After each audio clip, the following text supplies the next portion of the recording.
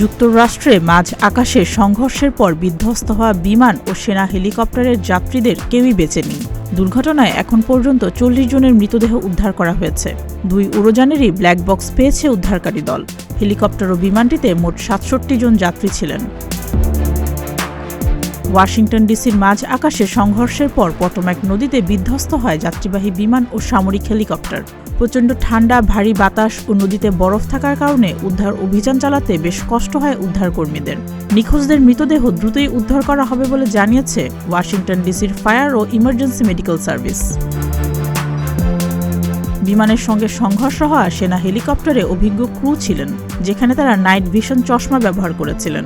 সেনা হেলিকপ্টারটি বিমানের পথে কেন চলে এসেছিল তা জানা যায়নি। ফেডারেল এভিয়েশন অ্যাডমিনিস্ট্রেশনের এক প্রতিবেদনে জানা গেছে, রোনাল্ড রিগান বিমানবন্দরে এয়ার ট্রাফিক কন্ট্রোল রুমে কর্মী কম থাকায় বিপত্তি দেখা দেয়। প্রেসিডেন্ট ডোনাল্ড ট্রাম্প হোয়াইট হাউসের এক সংবাদ সম্মেলনে বলেছেন, দুর্ঘটনায় কেউই বেঁচে নেই।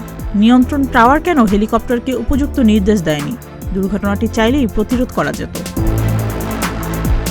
সুস্মিতা, প্রতিদিনের বাংলাদেশ।